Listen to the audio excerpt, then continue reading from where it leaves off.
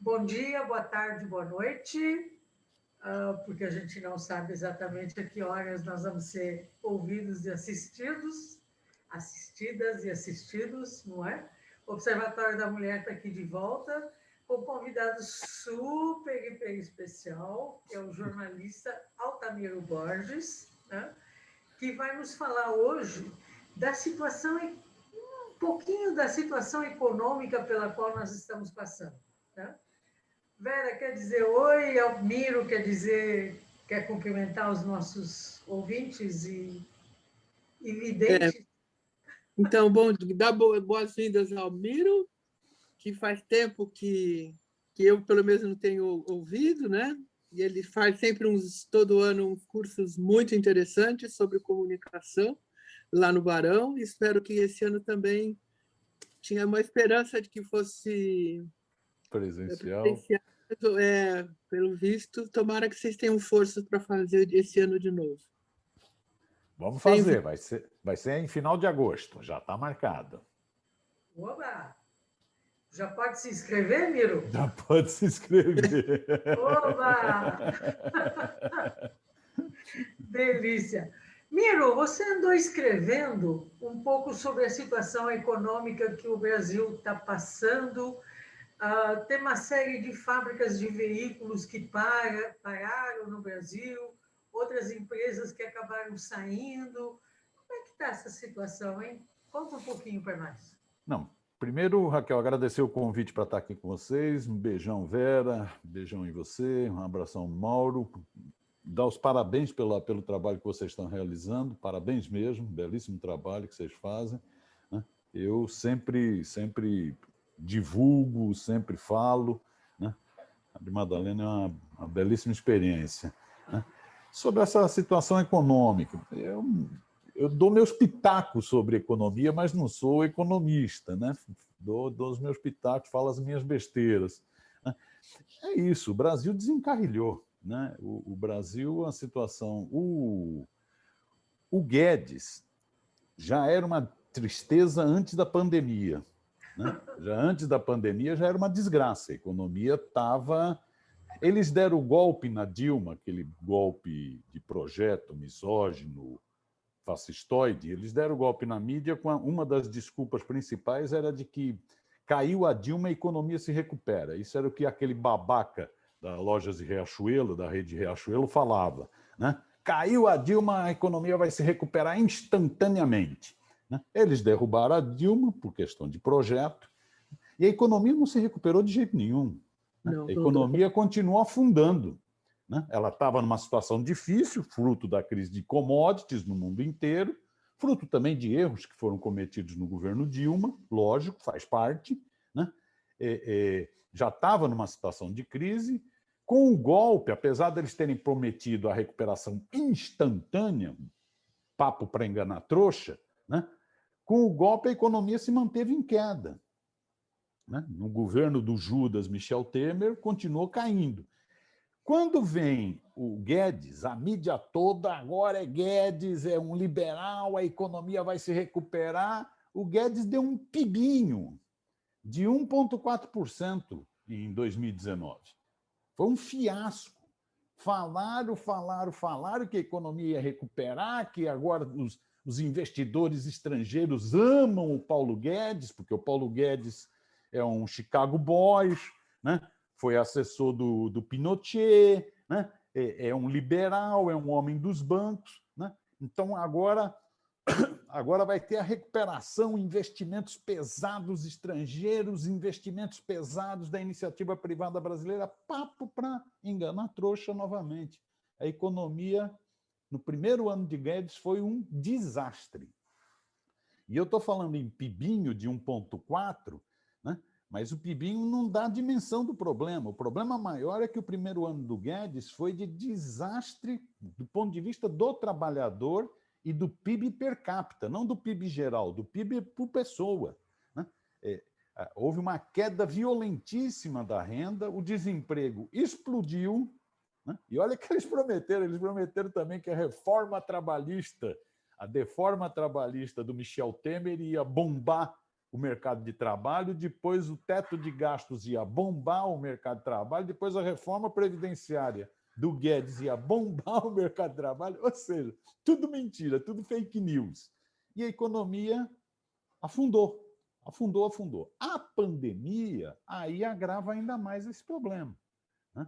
Porque a pandemia paralisa, né? Deveria paralisar, inclusive, muito mais, né? A epidemia paralisa a economia como um todo, né? Aí os dados são impressionantes. E o governo não tomou nenhuma atitude proativa para tentar enfrentar a pandemia. Ao contrário, ficou com aquele discurso de que era ou a economia ou a vida, gerando uma falsa contraposição, né? Isso é uma imbecilidade, né? Não existe economia sem vida, é uma imbecilidade, né? A serviço do capital financeiro, a serviço do ajuste fiscal, né? Então, o governo não tomou atitude. A única atitude que foi tomada foi por pressão da sociedade, pressão do Congresso. Foi o auxílio emergencial de março do ano passado, que o governo não queria dar, no primeiro momento não queria dar, né? Porque o Bolsonaro sempre foi contra qualquer tipo de ajuda do Estado, políticas públicas, sempre foi contra o Bolsa Família, sempre foi contra políticas públicas de incentivo, né? Então, não queria dar. Depois, com pressão, foi vendo que a situação ia ficar insustentável, topou dar 3 meses de R$200. Só que aí a sociedade não aceitou, a pressão da sociedade aumentou, né? Vários setores, movimentos sociais, movimentos sindicais, entidades da sociedade civil, CNBB, igreja, OAB, advogados, vários setores pressionando, isso bateu com força no Congresso Nacional, havia contradição entre o Congresso Nacional e o Bolsonaro, que o Bolsonaro nunca respeitou o Congresso Nacional, né? O Congresso Nacional aproveitou e fez o seguinte, não, a chiadeira é grande, a crítica é grande, essa merreca de R$200 em 3 meses não serve para nada, aí o Congresso aumentou, aí o Bolsonaro teve que aceitar, né? Aí foi para R$600, 3 meses, depois foi estendido por mais 3 meses, e depois foi estendido por mais 3 meses, mas aí já diminuindo de 600 para R$300, setembro, outubro, novembro e dezembro, 4 meses, né? Mas quando vingou o auxílio emergencial de R$600, no caso, inclusive, das mulheres, né, que cuidam da família, ia para R$1.200, isso representou uma elevação do poder de consumo do brasileiro. Por incrível que pareça, em plena pandemia, melhorou a renda do brasileiro em função desse auxílio. E atingiu 68 milhões de pessoas. Então, isso deu uma mexida. Isso foi o que evitou que a economia não afundasse mais ainda com a pandemia, né? Ou seja, quem salvou, aspas, a economia no ano de 2020 foi o auxílio emergencial que o Bolsonaro não queria dar. Depois, o malandro, aquilo é um malandro, viu que aquilo dava popularidade para ele e começou a defender, né? Mas depois também deixou de defender. Ou seja, então, voltando, Raquel, a economia já estava no buraco, não é que ela entrou no buraco, a economia já estava no buraco com o golpe, já estava no buraco com o abutre do Paulo Guedes, já estava em 2019, a pandemia agrava esse buraco, aprofunda esse buraco. Quem salva ainda um pouco a economia é o auxílio emergencial, que o governo não queria dar, e queria que fosse menor quando quis dar, né? Mas, mesmo assim, o ano passado teve queda de 4,4% no PIB, e queda violentíssima, 4,4%, se eu não me engano, né? E queda, aí precisa conferir o número, Vera, mas é mais de 4%, né? Mais de 4%, né? E teve queda mais significativa ainda no PIB per capita, né? PIB per capita, né? E explosão do desemprego, né?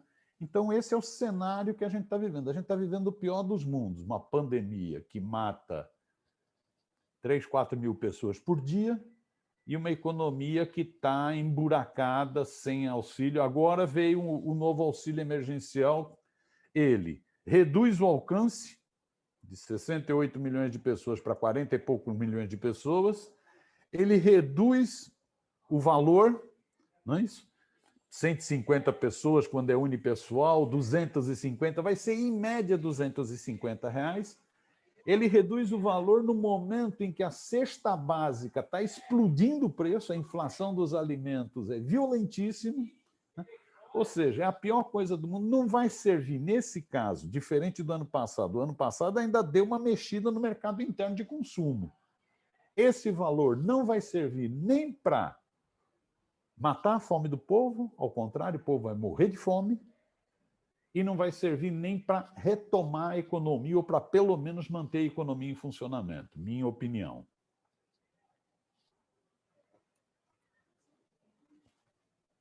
Vera. Nossa Senhora, é um buraco. Nossa Senhora. Uma coisa que eu não entendo, Altamiro, é o seguinte: essas políticas neoliberais, essa coisa da privatização, da reforma trabalhista, 2018, eu acho que pode, não sei se foi 2018, 2017, foi o ano que eu acho que trabalhadores e trabalhadoras perderam absolutamente, quer dizer, nós voltamos ao século passado, praticamente, né? Que a gente pode dizer que voltamos lá para os anos no final do século XIX, né? Pelo tipo de trabalho hoje executado e de direito que você tem. Mas o que eu não consigo entender, Altamiro, é a revisão que, de certa forma, muitas das políticas neoliberais no conjunto do nosso planeta, praticamente, tem uma revisão, tá certo? Os Estados Unidos, que é o próprio, fizeram algum programa, mesmo com o Trump, já tinham feito um investimento grande, tá certo? Tanto na ajuda como no auxílio às empresas, né? Principalmente as micro e pequenas empresas, que aqui foi uma palhaçada. Eu não consigo entender os nossos economistas neoliberais. Eu acho que aí, viu, Vera, minha opiniãozinha, né? Tem a postura do império. O império é assim: façam o que eu falo, não façam o que eu faço. Os países capitalistas avançados, os países capitalistas altamente desenvolvidos, eles perceberam o seguinte: a pandemia ia paralisar a economia e eles iam ter, nesse momento, de deixar de lado a ortodoxia neoliberal. Eles iam ter que deixar. Mesmo com os banqueiros ficando bravos, eles iam ter que deixar um pouco isso de lado, porque senão a economia, a pandemia ia matar e a economia ia afundar de vez. Eles perceberam isso. Isso percebeu a Merkel na Alemanha, né? Isso percebeu o Boris Johnson no Reino Unido. Todos os governos da Europa perceberam isso porque são países de economias avançadas, dirigidos, muitos deles, por neoliberais, né? Mas que falaram o seguinte: epa, bicho, a pandemia não tem jeito, não tem como manter o funcionamento normal da economia com a pandemia, porque morrer mais gente ia paralisar tudo, né? Então, eles revisaram esses conceitos ortodoxos, né, de austericídio fiscal e investiram. Você pega agora o plano do... O Trump fez um pouco isso, mas o Trump sempre fazia um jogo muito... Claro. Ele, mais para as empresas do que para os trabalhadores, né? O Biden agora, você pega o plano do Biden, é um negócio impressionante. São 2 trilhões de dólares, 1,9 trilhão de dólares, né? Equivale ao quê? Equivale a 10 trilhões de reais. É muita grana, é uma injeção de grana, talvez maior do que a injeção de grana que foi feita no pós-Segunda Guerra Mundial.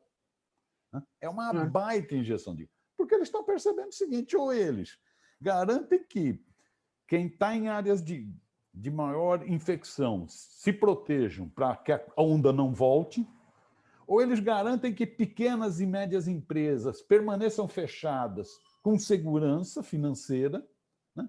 Ou eles garantem as grandes também, ou a economia dos Estados Unidos, que já vinha no buraco, vai aprofundar ainda mais no buraco, né? Então, agora, isso as potências capitalistas fazem no seu território. Para os países dependentes, os capitalistas não têm dó nem piedade. Eles falam o seguinte: não façam o que eu faço. façam o que eu digo.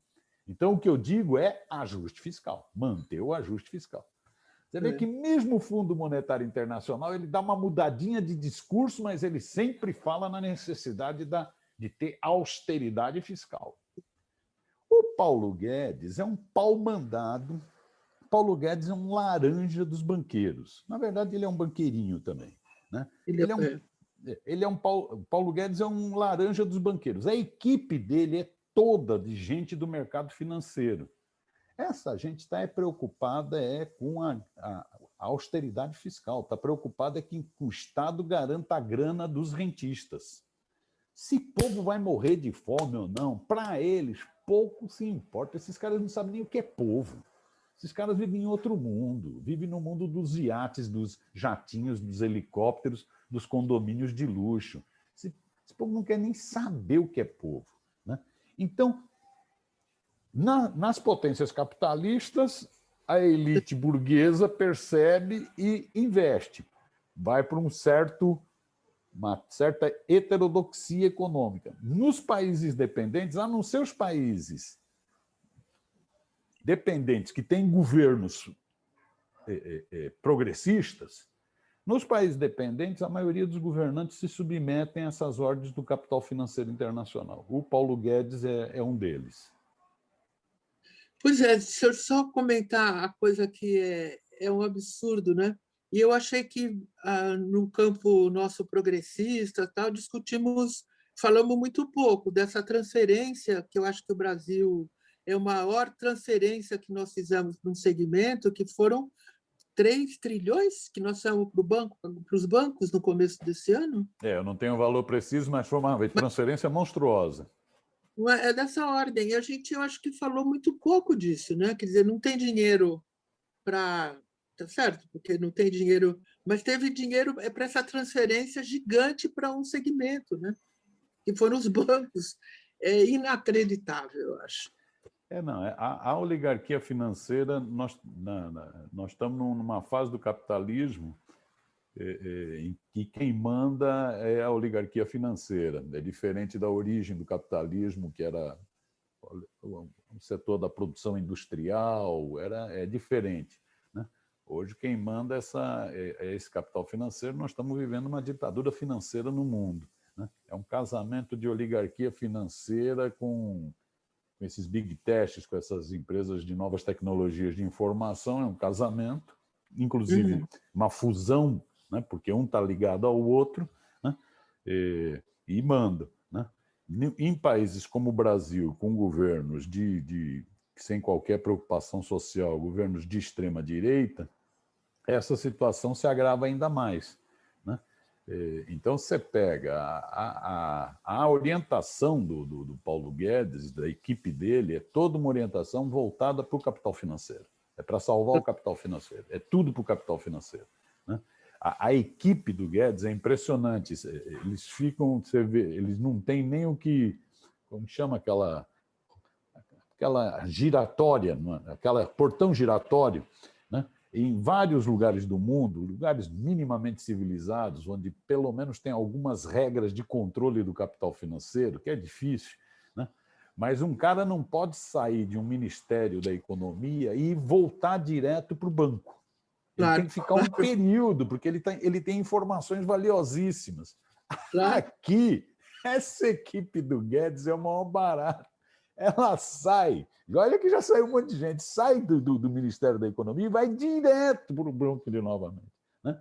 Então, é um casamento, é uma promiscuidade, é uma relação que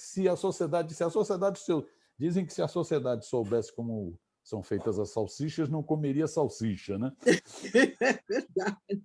Diz que se a sociedade souber como que se dá essa promiscuidade do capital financeiro com o poder, ficaria muito pé da vida com o capital financeiro, com os banqueiros.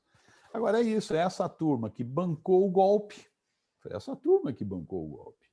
Né? Claro. Você pega um Itaú, um Bradesco, é essa turma que bancou o golpe. É essa turma que continua fazendo convescote, festinha para o Bolsonaro. Para essa turma, o Bolsonaro é um sujeito tosco, é um sujeito grosseiro, é um imbecil, mas é um imbecil útil. É um imbecil muito útil. Ele é muito funcional para o capital e é muito funcional para o capital financeiro. Então, continua fazendo festinha para ele. O mundo está caindo, mortes, desgraceira total, fome, e essa turma continua fazendo festinha, como fez a semana passada, né, para o capetão. Né? É essa turma que manda no Brasil. E os nossos milionários estão cada vez mais milionários, não é? Por um lado, a gente voltou com o mapa da fome, né? Por outro lado, tem países, enfim, e intelectuais que acabam percebendo que, na verdade, a política do Bolsonaro é matar os mais idosos e os mais pobres, porque, na verdade, não precisa de tanta mão de obra, né? Mas nós também temos boas notícias, Miro. Nós temos a CPI, que deve começar amanhã, e nós temos a poluição do ar que diminuiu, cara. São as contradições, né? Agora, o capital, na verdade, tem explorado a natureza durante o tempo todo, sem nunca se preocupar em repor absolutamente qualquer coisa, né? Tem até, como Boaventura, quem diga que se a gente não mudar a postura, né, daqui a pouco nós vamos ter uma pandemia, daqui a pouco outra, né? Porque, na verdade, a natureza está se rebelando contra a ação predatória que nós estamos impingindo a ela. Né? Não, é isso, Raquel. Você deu uma boa notícia e uma péssima notícia. A péssima notícia é estrutural, que é a questão ambiental. Essa é uma questão estrutural. E ver como esse governo Bolsonaro ele é funcional para a burguesia, como ele é funcional para o capital. Quem está na área de meio ambiente está exatamente um laranja dos desmatadores. Né? É o cara que fala o seguinte: não, eu estou aqui para passar a boiada, vamos aproveitar. Esse sujeitinho escroto, esse Salles, esse ministro do Meio Ambiente, que é um sujeitinho escroto, né? De São Paulo. De São Paulo, isso. Foi secretário do Alckmin, foi secretário particular do Alckmin, inclusive. Né? Esse sujeito, né? Que é do Partido Novo. Tem gente que acredita nesse Partido Novo, meu Deus do céu. Só dá velhaco nesse Partido Novo. Né? Esse sujeito, ele falou naquela esbórnia, que aquilo não foi uma reunião ministerial, foi uma esbórnia ministerial em abril do ano passado, né, que era preciso aproveitar a pandemia para passar a boiada. E ele está fazendo exatamente isso, está desregulamentando tudo, desmatamento acelerado, agora novamente dados de desmatamento na Amazônia acelerado. Né? O Jornal Valor outro dia publicou um levantamento das mudanças legislativas que o Salles aprovou nesse último ano. Tudo para desregulamentar, tudo para favorecer destruição do planeta, né? Destruição do Brasil, no caso. Né? Que é isso, é funcional para a burguesia, urbana e rural. Né? Essa turma que se diz o agro é pop, o agro não tem nada de pop, o agro é destrutivo. Né? É destrutivo, com lógico que tem raras exceções, mas no geral. Né? Então, é isso, é um governo de laranjas. Né? Nesse caso, por exemplo, ambiental, é um laranja dos desmatadores, é um laranja das mineradoras, é uma laranja de quem destrói, porque a burguesia, isso é histórico, a burguesia ela só tem visão do imediato, ela não tem visão de médio e longo alcance, ela quer saber de ter lucro imediato. Se isso vai destruir a terra, dane-se. Né? Talvez a gente já consiga chegar a fazer um apartamento em Marte, né? Na Lua. Né? Dane-se. Né? Um condomínio de luxo, dane-se. O que eu quero saber é o objetivo imediato. Né? Então, é a mentalidade do capital. A mentalidade do capital é o seguinte: bicho, está morrendo gente, em contato um com o outro, o vírus se espalha, está morrendo gente. Não tem leito nos hospitais, não tem UTI. Ah, não, mas eu quero manter meu negócio funcionando. Mas, meu amigo, o mundo está caindo. Você não está vendo que o mundo está caindo? Né? O Luciano Hang, aquele velho da van, faz um ato. A mãe dele morreu de Covid. Pô, bicho! Né? O cara quer saber de lucro, dane-se. Participou ele, a prefeita de Bauru e o senador Major Olímpio, de um ato em Bauru, pela abertura do comércio. O Major Olímpio Morreu. Foi-se. Morreu. Olha, maluco. Então é a visão do imediato. Isso é a visão do capital. O capital nunca teve visão estratégica. Né? Ele não tem preocupação com a humanidade nem com o planeta. Né? O capital tem interesses imediatos. E aí ele vai destruindo, né? Vai destruindo até chegar numa situação. Silvio Mesaros diz, né? A Rosa Luxemburgo falou ou o socialismo ou a barbárie. Né? Aí o Mesaros brincou. Né? Rosa estava certinha, mas eu gostaria de acrescentar uma coisa. Hoje não é nem o socialismo ou a barbárie, é ou o socialismo ou o fim da humanidade, porque esses caras vão destruir o planeta, o que eles estão fazendo. Então, esse é o lado estrutural lamentável, e está aí o Salles para fazer todos os préstimos, passar a boiada nesse sentido da destruição ambiental que Boaventura tem levantado com tanta correção e insistência. Né? Belíssimo livro esse último dele. Aí a notícia boa que você deu. É isso, nós vivemos numa sociedade de luta de classes. Né? Não existe só notícia ruim, existe notícia boa e notícia ruim. Às vezes as ruins estão mais, as boas estão menos. Mas é luta permanente de classe. Né? É jogo, é disputa, é briga. Né?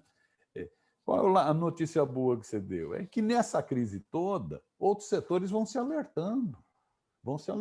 Então, no Senado, 32 senadores já haviam assinado pedido para a abertura de uma CPI para averiguar. E é muito específico o pedido. O pedido foi averiguar os crimes, os erros cometidos no tratamento da pandemia da Covid-19, a partir de um locus definido, que foi o que ocorreu no Amazonas, em Manaus, crise do oxigênio, envio de cloroquina. Eu não sei onde esses caras vão enfiar tanta cloroquina e tanto ozônio. Né? Envio de cloroquina ao invés de envio de oxigênio, de remédios para intubação, né? Para o Amazonas. Então, 32 senadores já haviam feito essa solicitação, inclusive o Major Olímpio. 32 já haviam feito essa solicitação de instalação da CPI, da Comissão Parlamentar de Inquérito, para averiguar se houve crime de responsabilidade, se há crime de omissão, né? No que ocorreu em Manaus, com aqueles hospitais lotados, com mais de 60 pessoas que se sabe mortas por falta de oxigênio, num leito. Você imagina o que é morrer por falta de oxigênio. Lembra muito os campos de concentração nazista, né? Porque lá também se morria por... Né? Era isso. Né? Era o Auschwitz de Manaus. Né?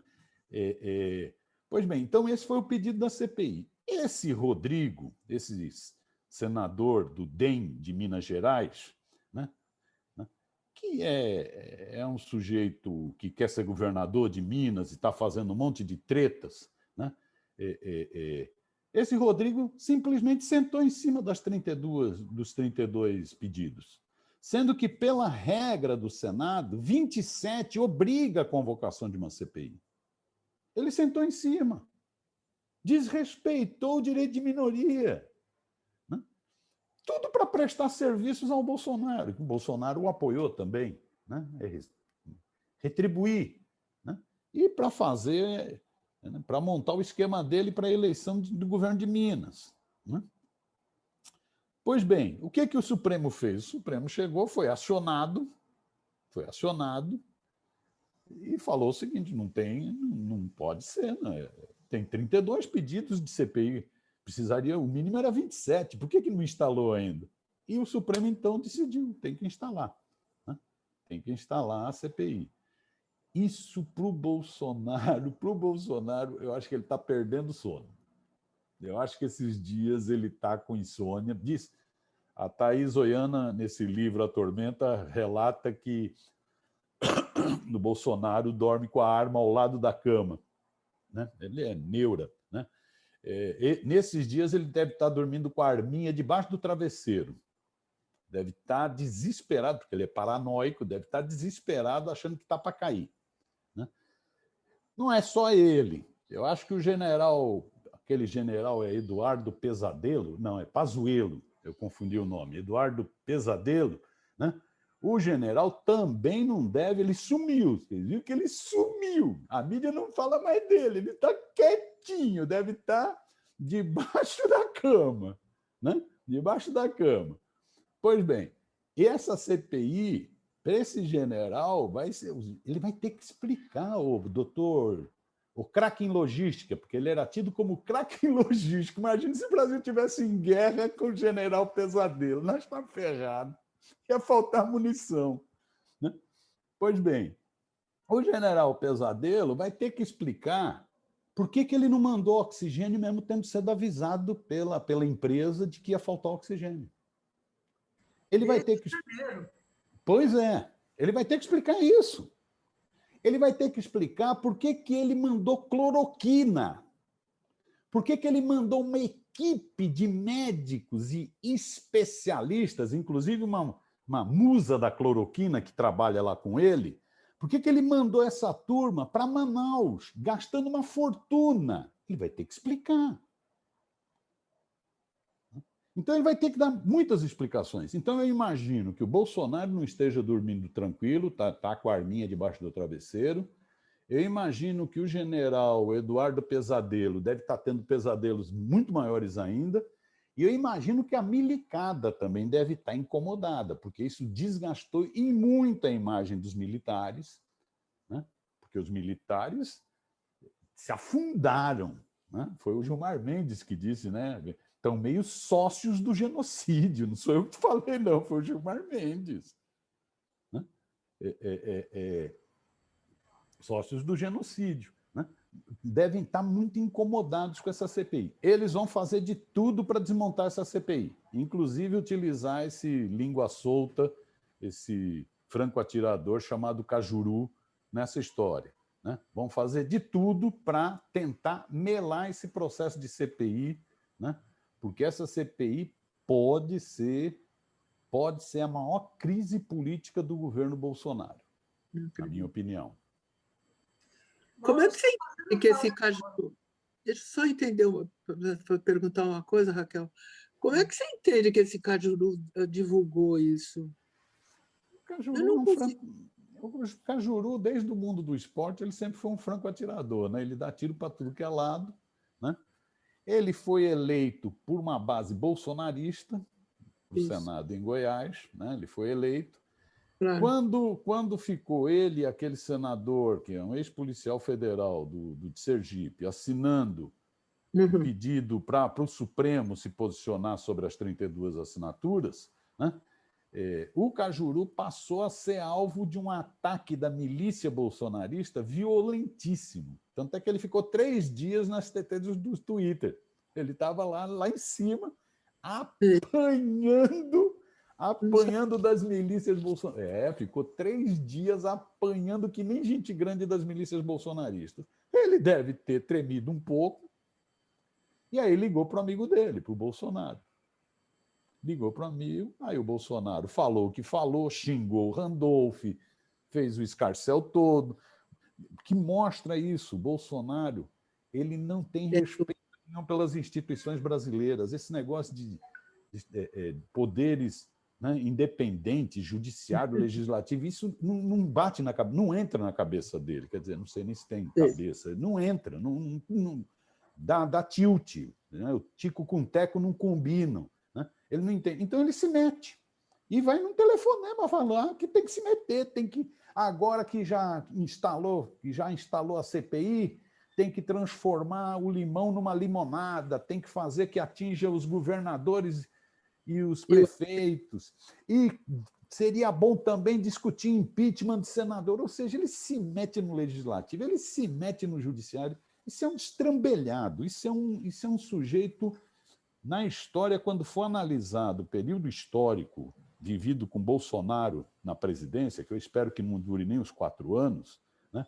Os historiadores vão ficar como que elegeu esse sujeito do baixo clero, esse sujeito tosco, para ser presidente de um país que era a sexta economia do mundo, já não é mais, já é a 12ª, né?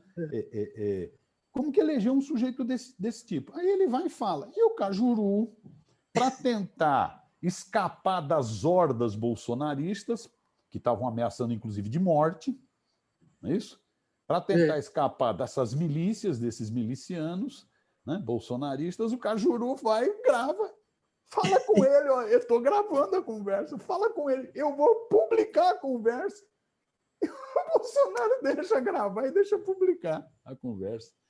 O Cajuru tentou limpar a barra dele para os bolsonaristas, para ver se conseguia fazer os bolsonaristas diminuírem a ira, né? A hidrofobia, estavam babando e tal. Né?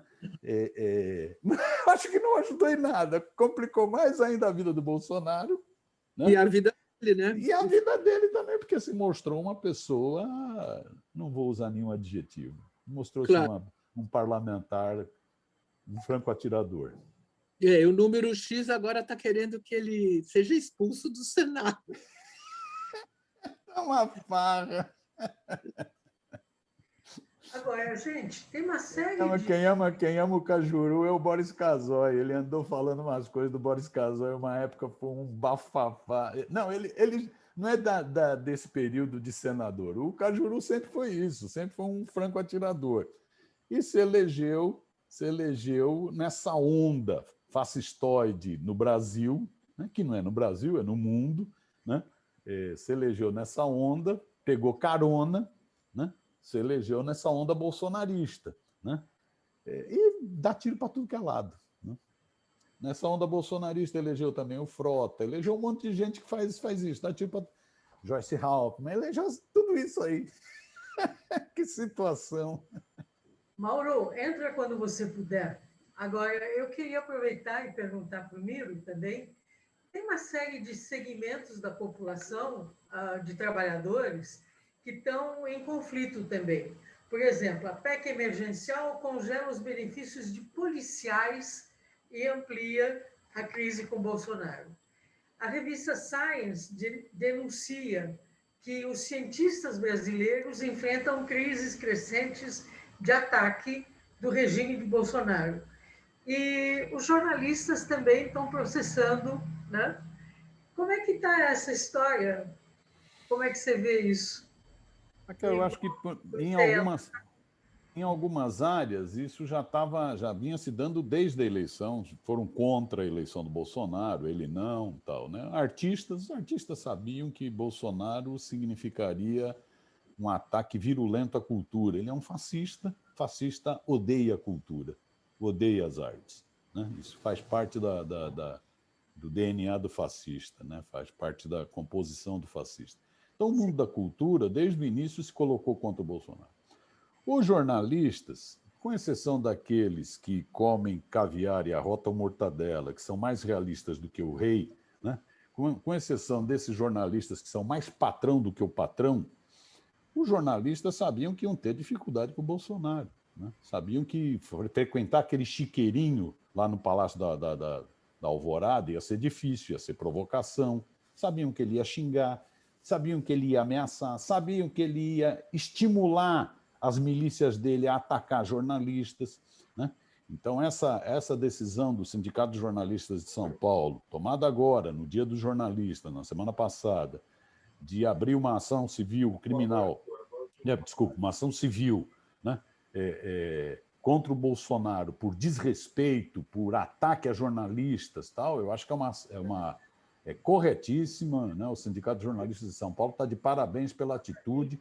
A FENAGE, a Federação Nacional de Jornalistas, tem feito esses relatórios anuais sobre ataques à imprensa e ataques aos jornalistas, muito importante. Então, jornalistas também... Os jornalistas, não estou falando nem as empresas de mídia, nem os calunistas da mídia, a turma que faz parte do time dos patrões. Né? Então, eu acho que cultura, jornalismo, já sabia, estudante, já sabia, ciência, já sabia que o Bolsonaro, o time que... aquele astronauta é o ministro da Ciência e Tecnologia. Aquele sujeito vive aonde? Ele vive em Marte, Plutão, Saturno. Que diabo, além de vender travesseiro, que diabo faz aquele astronauta? Aquela expressão do vive no mundo da Lua mesmo. Ele é o ministro da Ciência e Tecnologia. Pode um negócio desses? Então, os cientistas já sabiam que ia ser uma desgraça. Não precisam esperar a pandemia. Isso já estava... Roberto Amaral, que foi ministro da Ciência e Tecnologia, esse sim, esse um intelectual, um sujeito brilhante, né? Roberto Amaral disse desde o início, bicho, vai ser um desastre na área de ciência e tecnologia, vai ser um desastre na área de universidades, né? Roberto Amaral cantou a bola, porque é a composição do fascismo. O fascismo detesta livro, o fascismo detesta estudo, o fascismo detesta ciência. O que ocorreu? A pandemia levou isso a um grau absurdo. Porque se já havia provas da anticientificidade na questão ambiental, já isso estava provado, eles desmontaram tudo, né? Se já havia prova em investimentos, né? Isso já estava provado, né? Com a pandemia, provou que a negação da ciência chegou ao negacionismo da saúde. Aí foi de matar. Por isso que juntou todo mundo, por isso que se formou uma frentona ampla de ministros da Ciência e Tecnologia de todos os governos, desde a redemocratização do país, contra o Bolsonaro. Por isso esse documento recente dos cientistas, né? Então, até aí, essa turma já estava mais ou menos cantada a bola que ia se opor ao fascismo, ao neofascismo bolsonarista. O que não estava cantada a bola era policiais.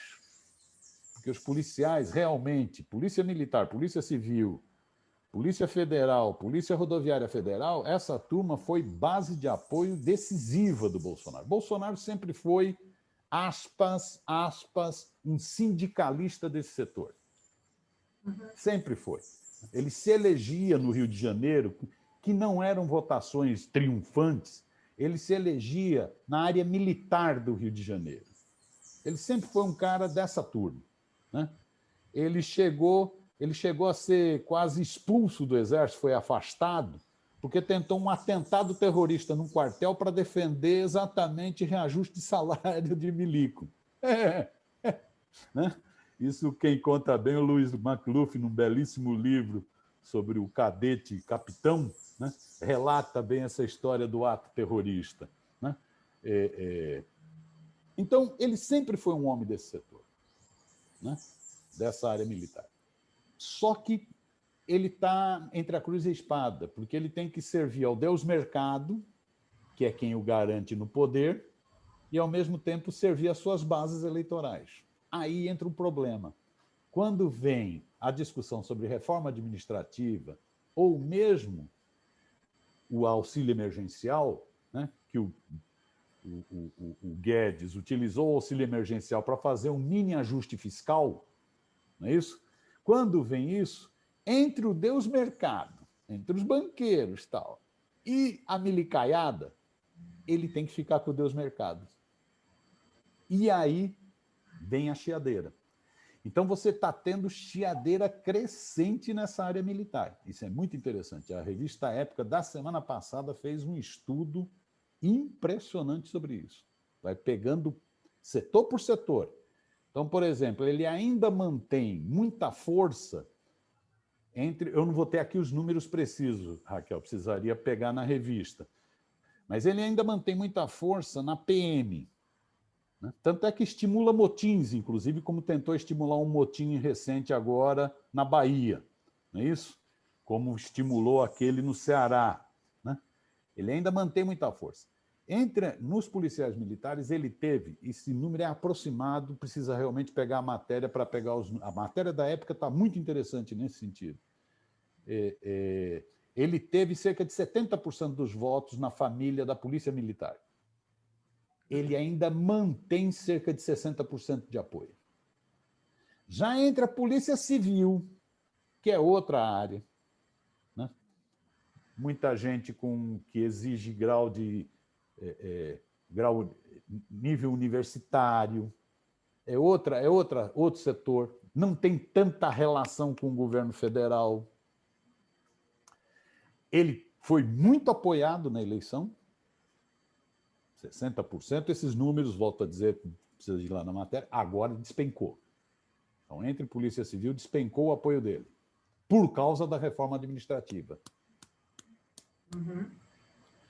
Entre a Polícia Federal, aí a chiadeira está enorme, porque aí entra o problema da reforma administrativa, entra o problema do auxílio emergencial e entra o problema das interferências diretas do Bolsonaro no Ministério da Justiça e na Polícia Federal.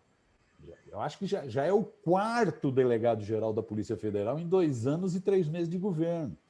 Então, tem muita gente da Polícia Federal dizendo o seguinte: pô, bicho, nós reclamávamos, nós falávamos antes, nós éramos felizes e não sabíamos.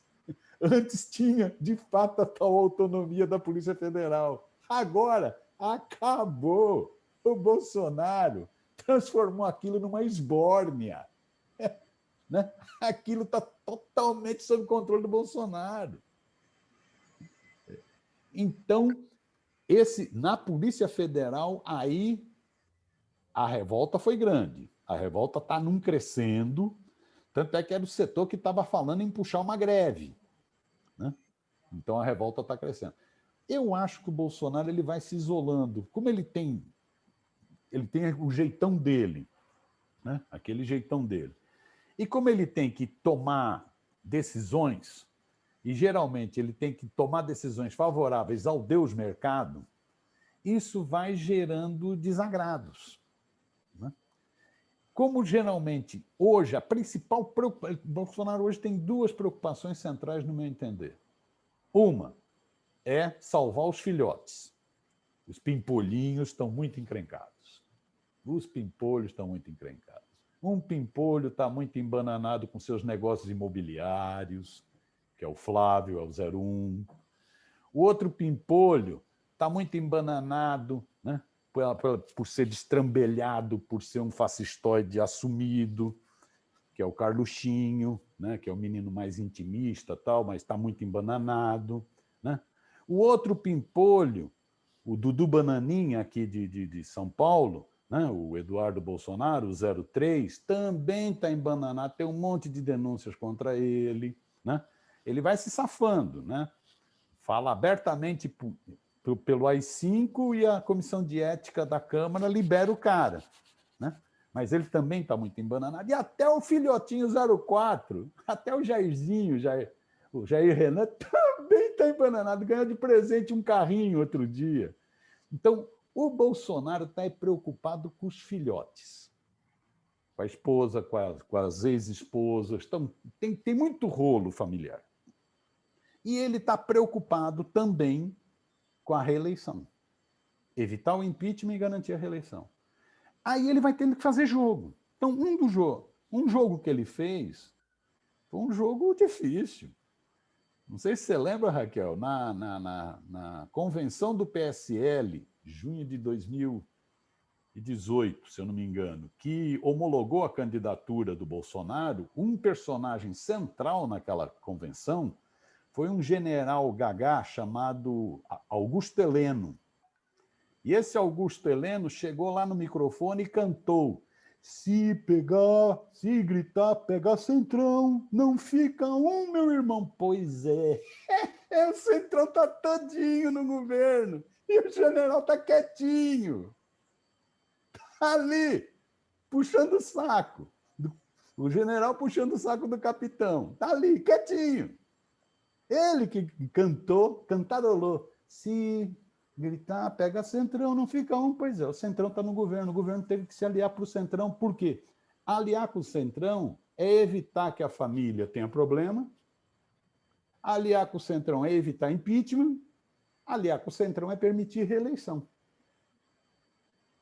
Só que isso gera contradição.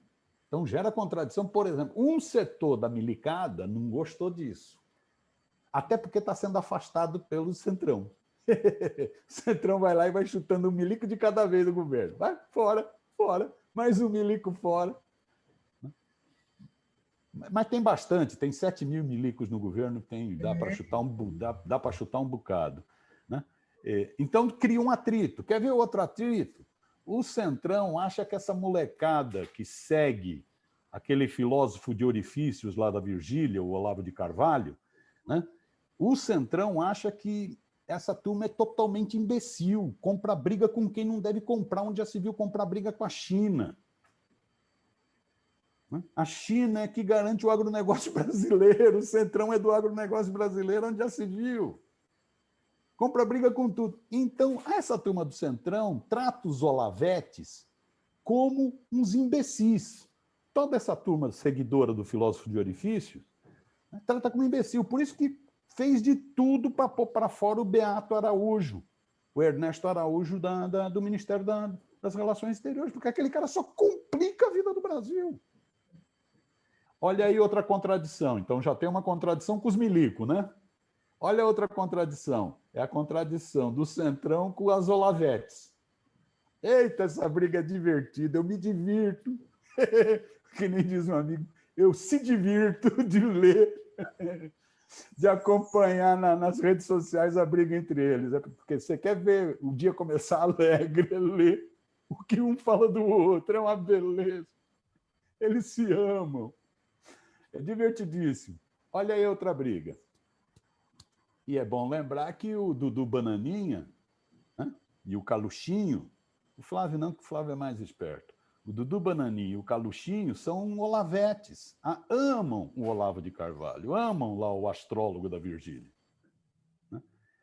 Então, isso vai criando contradições. Então, as contradições vão pintando em tudo que é canto. Isso é que vai desgastando esse governo. Mauro, você não quer falar como é que está o setor de saúde também?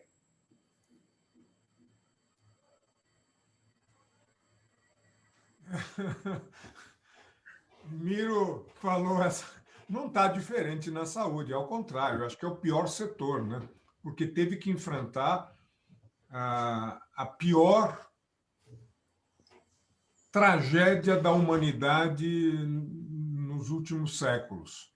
E você põe gente incompetente para lidar com isso, não tinha outro jeito, né? Não tinha outro jeito, só ia dar caca mesmo. Até porque todos que assumiram viram que quem manda, porque o Bolsonaro, com o perfil dele, acho que o Miro já tocou várias vezes, tem um perfil de insanidade, não é? De paranoia, quer dizer, são várias psicopatias, quem é especialista já falaram, já disseram, o Guido Palombo já falou, a própria Marta já trouxe o perfil da pessoa. Então, assim, como ele tem perseguição, ele quer mandar.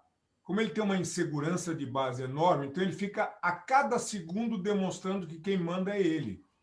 Então, no Ministério da Saúde, ele está fazendo a mesma coisa. Ele quer demonstrar que quem manda é ele. Não importa se ele está certo ou não, porque empatia zero, preocupado com a saúde dos brasileiros, zero. Então, ele quer fazer o projeto dele. Ele pôs na cabeça que a cloroquina, a hidrocloroquina funciona, então ele gastou milhões, né? Milhões na fabricação disso, tirando de áreas nobres que poderiam estar usando. Hoje está faltando kit intubação, né? Quer dizer, nós estamos em colapso geral e se nega absolutamente tudo, né?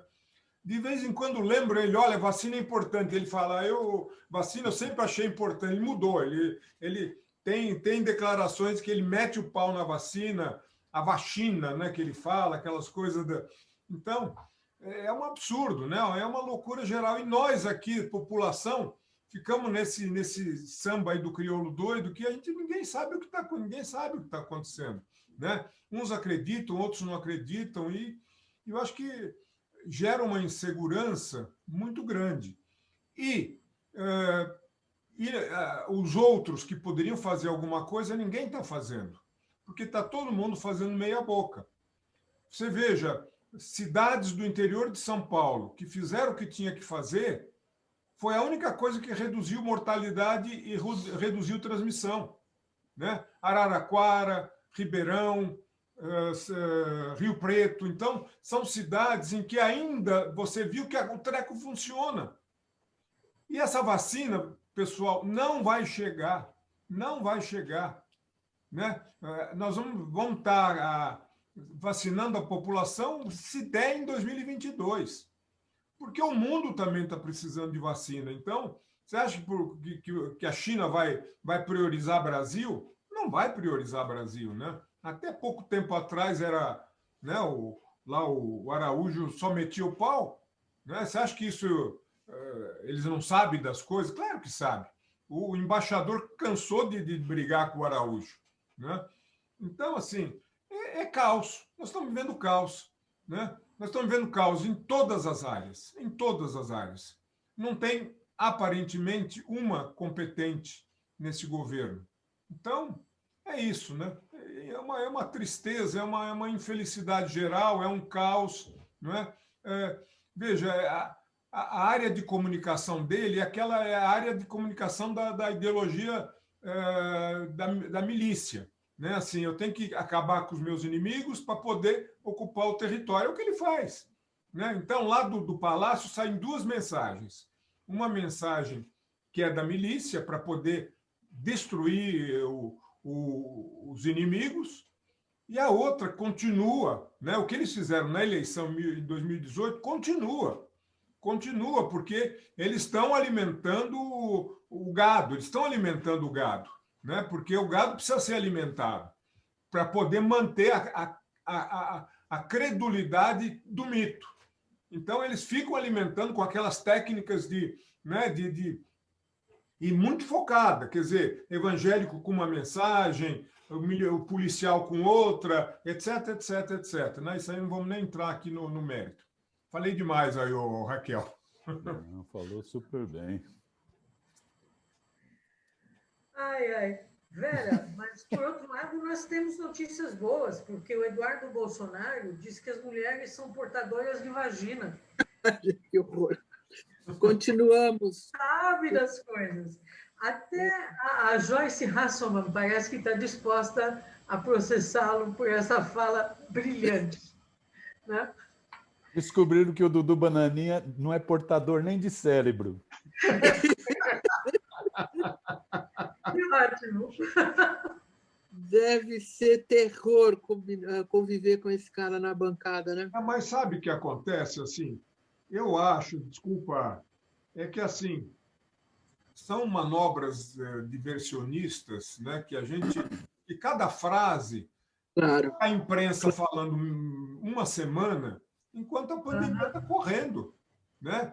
Quer dizer, se dá ouvido para um Eduardo Bolsonaro, eu era um incapaz até pouco tempo atrás. Daqui a pouco ele foi alçado para a autoridade máxima no país. Quer dizer, não dá para dar ouvido para um cara que é débil mental, né? Não dá. Bom, gente o boa. problema é o Cid, né? Certo. E quase virou embaixador do Brasil. Quase. Ia ser o embaixador do hambúrguer. Do hambúrguer. Sabia fazer hambúrguer. É isso aí.